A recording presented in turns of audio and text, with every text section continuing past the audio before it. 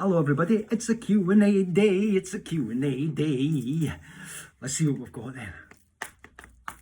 Right, press this wee thing here, get questions. Michelle, hi Marty, thank you for the Q&As, thank you. Do you have any phobias? Well, I guess the obvious one is like spiders and stuff like that. But you know, I'm kind of okay with spiders, you know, until they get to a certain size and then they really start to freak me out.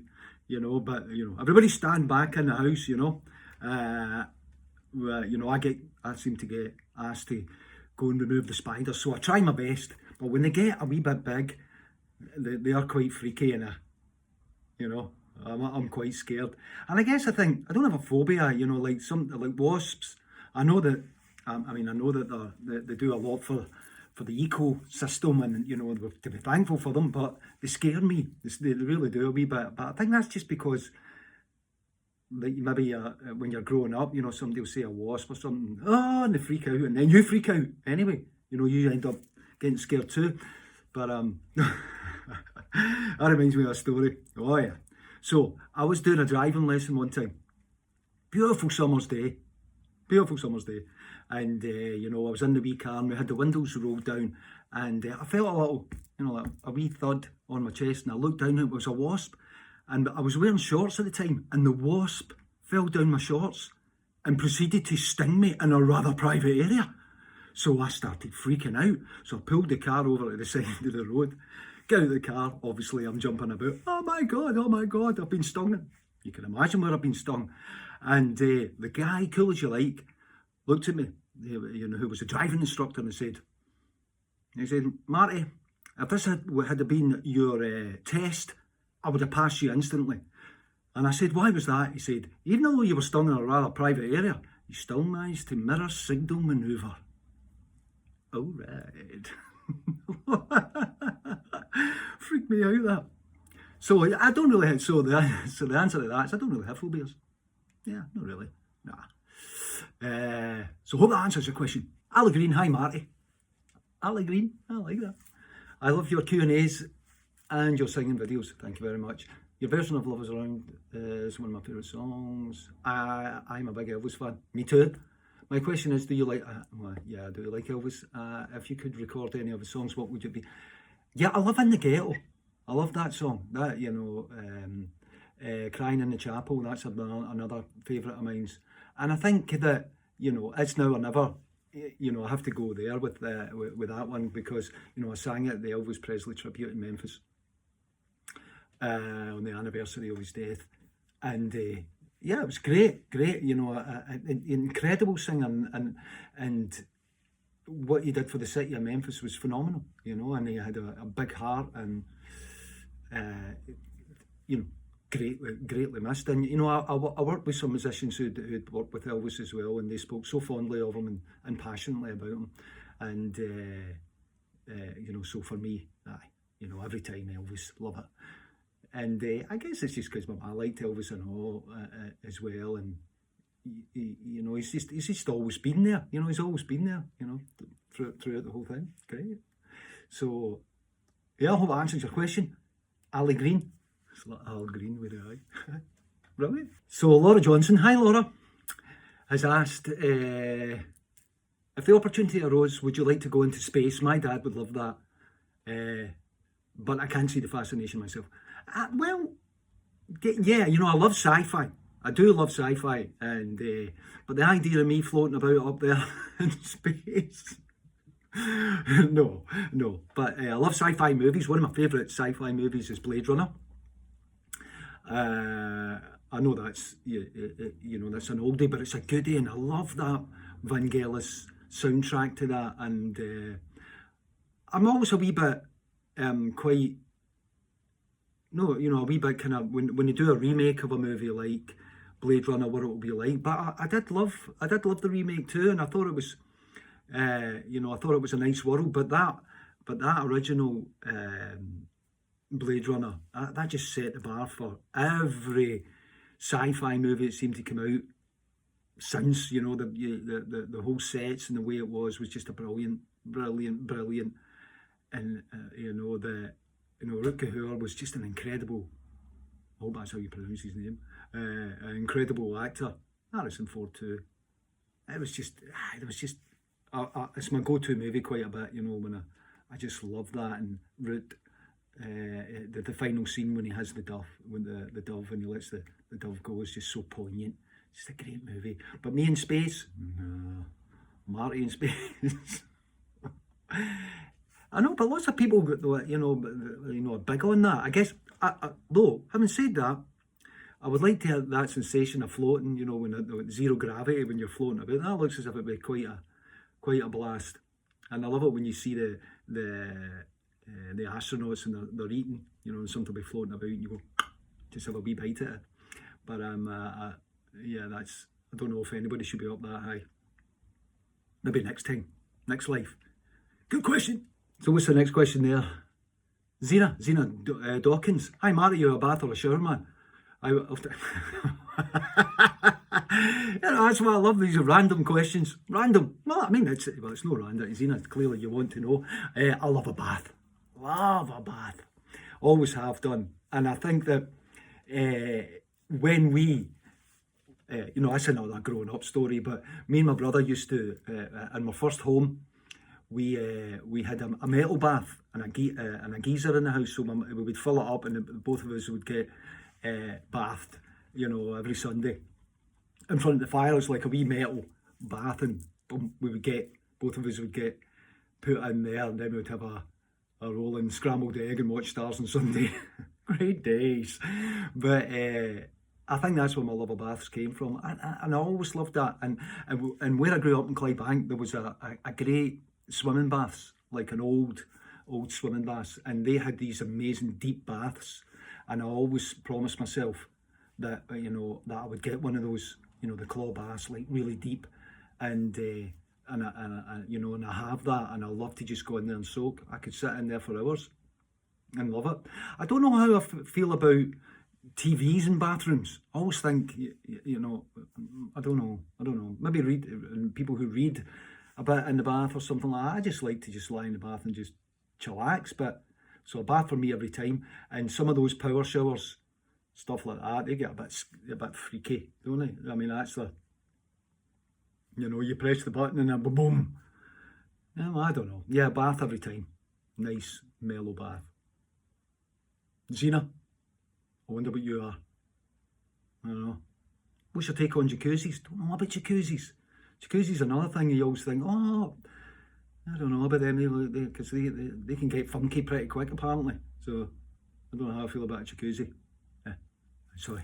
Anyway, Zena, that's your question. Sarah Banfield. I have a question for you. Good. Do you believe in ghosts? Oh, good question.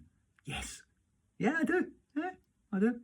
The spirit world, yeah, I think that's all about presence, and, you know, I really feel that. Ghosts. Although I don't, you know, I guess when you see some of the I've had older houses, lived in old houses, really old houses for many years, and I think that, you know,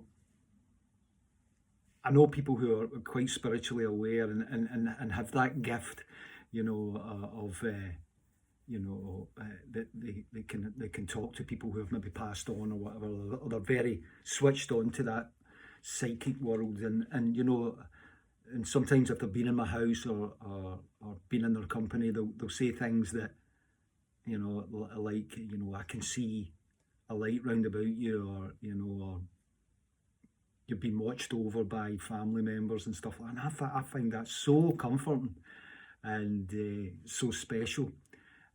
So I definitely believe in that.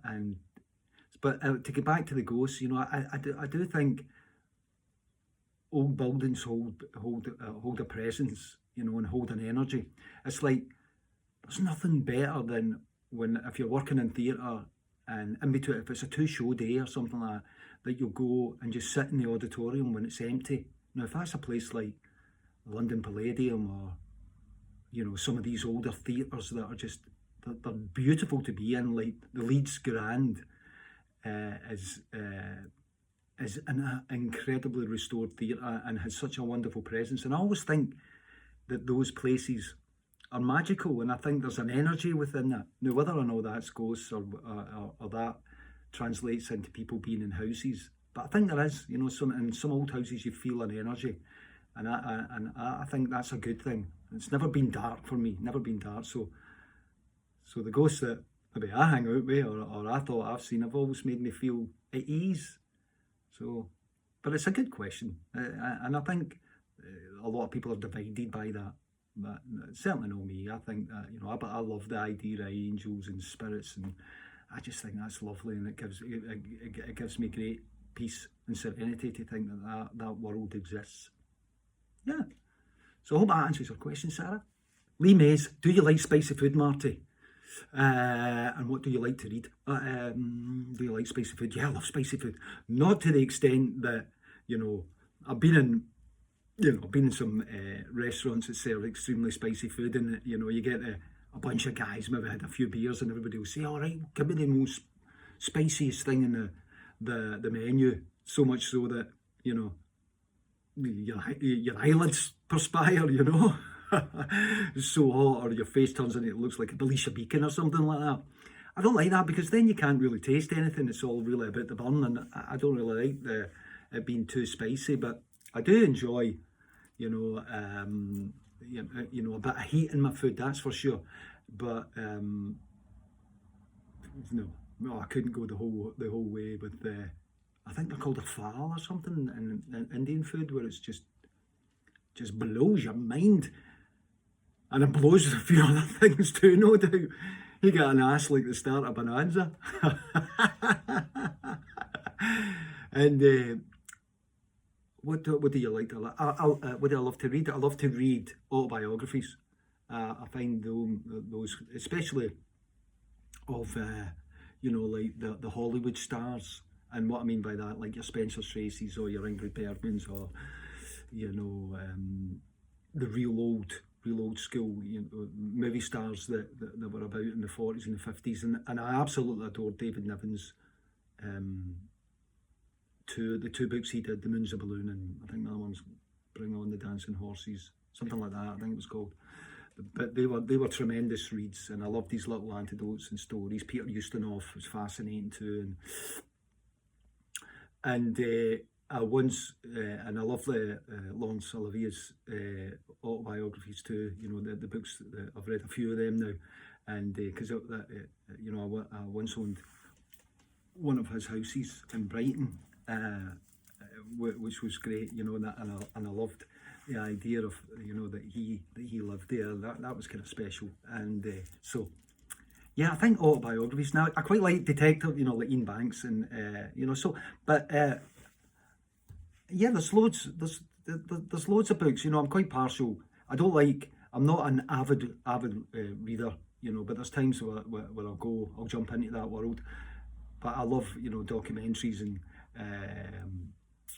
more the visual side, you know, things, you know, like I love like Springwatch, you know, Springwatch were those types of programs, Country Life, the country files, and you know, where they go into the country, and I love it when they go to Scotland and they show you these magnificent birds and the film, and they're so patient with them, and you really get to see the beauty in that, and I think the production qualities of that are breathtaking. So I really enjoy programs watching that, you know. I find them interesting. Love the History Channel also too, you know, that I really enjoy that. So yeah. So you can ask about the spicy food, yeah. Watch the spicy food. Beware the spicy food. So June Wilkins says, "Hi Marty, can you play the bagpipes?" The bagpipes in the wrong hands. We call it the agony bag, because when it's played, it can be so uplifting and powerful. And you know, at New Year, when you hear the bagpipes after the bells and stuff like that, it does get inside your soul, and it does inspire you and makes you proud. It's a very powerful instrument, but in the wrong hands it's dangerous. And you know, I've had a few tries at it, and it really is, it's quite hard. Not even once I got his pyjamas off could I get a tune out of it. Yeah, the bagpipes. I mean, it has too, you know, people kind of laugh. It's kind of, you know, it's just loud. You know, it has two tones, loud and louder. But when you hear them played in unison, when they're played together, and they're marching like in Edinburgh Tattoo and stuff like that, you really go, oh, that's breathtaking. Really is. You know, the chanters and the pipes, these great instruments. So no, I don't play, but I've had a shot. You know, I've had a shot. I mean, I got a noise out it, but it's not my go-to instrument. Aye, I think I'll have a shot of the agony bag. Stand down. I love it. Michelle Kim, do you have any favourite sweets from your childhood? All right, we're back on to the sweets. Yes, I did. We used to, I loved the sherbet. You know, the sherbet, and it had a little stick of licorice in it. And but you had to watch when you were eating them, didn't you? Because if you were kind of, you know, taking some of that and breathing, and you breathe it in, it was just, it was a disaster, you know, wouldn't it? It was come down your nose and everywhere. And I liked it when you took a big mouthful of that, maybe took a drink of Coca-Cola. Yeah, that was interesting sensation. But that kind of leads me on to like space dust. Remember space dust? That was quite bizarre, that. I didn't quite get that. But I like MB bars. Love an MB bar, old school. Chelsea Whopper, liked a Chelsea Whopper. I said in the previous post, I like nutty things, you know. I remember, what was that? What was it called? Was it called a Texan bar? Right, it was a Texan bar. Oh, you were busy with them. I remember that was the first time I ever cracked a tooth, was eating a Texan bar. You know, that was really freaky. One of my back ones got cracked because I was getting busy with that real slow. But favourite sweets, it's funny how you can always associate a time in your life there, like cola cubes. I remember being in primary school and everybody was mad for cola cubes and, you know, stuff like that when I was at school, in primary school. But yeah, they're probably I do have lots of favourite sweets. Sweets I don't like. I struggled a bit in the early doors with Turkish Delight. I don't know how I felt about that kind of great adverts though, but aye. And the walnut whip. The walnut whip. Wasn't too keen on the top of it. The rest of it, okay, but I don't know. That's what I would call an adult sweetie, you know? It's like when you go to the cinema, you would have, I also remember you could get Kiora, and the sweets that were available back in the day for the adults were Mintolas or Munchies. That's an adult sweetie. And when I grow up, I'm going to buy them all the time. I didn't. Or a box of Maltesers at the cinema. When me and my dad went to see Jaws in the cinema hall, and the bit where they were swimming and the head fell out of the ship, you know, we had a box of Maltesers and they went right up there because, you know, I got such a fright, and it rained Maltesers. It was, you know, and I was gutted to, you know, I was like a whole box of sweets. Needless to say, I did not get another box. But, yeah, box of Maltesers, luxury. I've never tried that. I saw in the advert with the straw, with suck the straw and they lift the Malteser up and, you place it into your loved one's mouth. I've never done that. I've never tried that. Things to do on lockdown. I'd like to see that. So, if anybody's up for posting a wee video of that, I'd like to see that. I accept the challenge. Well, I'm not doing it, but I'd like to see you do it. Things to do for you, Michelle, in the lockdown. Sarah Leanne Tomlinson. Hey, Marty, absolutely love these sessions. Please keep them coming. Thank you. Do you have a favourite film of the 80s? Oh, well, I kind of spoke about that earlier on, but you say I have two shelves full of them. Back to the Future, Close Encounters of the Third Kind. Close Encounters of the Third Kind. Incredible movie. Jaws. Maltesers. I always associate losing a box of Maltesers. But the Back to the Future, great movies too. Oh, that reminds me, I did a little musical, a kind of workshop of a musical in the Geffen Theatre in Los Angeles, and one of the guys that was in it was Biff from Back to the Future, and what a lovely gentleman he was, lovely man. And because I was thinking when we were doing the workshop, I thought, I know that bloke's face, in the first day when you're meeting everybody, and then it came to me. And I thought, oh no, he bullies people called Marty. Needless to say, he did not do that with me. So, yeah, I hope that answers your question. What was his name? Marty McFly? Was it Marty McFly? Eh? Great movies, love it. And what a man. Great movies, great times. 80s movies. I love it when you see movies that come on the telly from that time. Some of the was The Lost Boys an 80s movies or a 90s movie? I don't remember if it was that late 80s, early 90s. I love The Lost Boys, with Kiefer Sutherland, and that's a great soundtrack, and just a wonderful movie. Anyway, Sarah, Lost Boys, gonna go and watch that tonight. Really good movie, great. Carol, oh hello, Carol Eccles has asked, let's see what she's asked. If there is one thing in your life that you could change, what would it be and why? I always think that's a difficult question, because there's so many things that I'd love to change in my life. But then again, these are the things that make you if it was anything that caused people pain and or upset, yeah, that's a given. You'd be like, boom, change it, please. I wish shouldn't have said that. We all learn lessons in life, so it's fair to say, yeah, there's loads of them that I've had in my life that I would love to have changed. But it kind of makes you the person you are, or you learn from it. So without getting too deep, on a level, on a certain level, yeah, there's loads. Look at some of my early videos, for instance, or sometimes I'll see little interviews and I go, Marty, please be quiet, or wow, did I say that, or some of your fashion faux pas, which I shared with the nation, unlike most of you are probably watching that. Some of your pictures that you've had with your major fashion faux pas, you keep in the bottom drawer or you discard them. Mine's are like in video form, or on TV shows, or dyeing my hair white or whatever, or but keeping a dark goatee beard. What's going on there, Marty?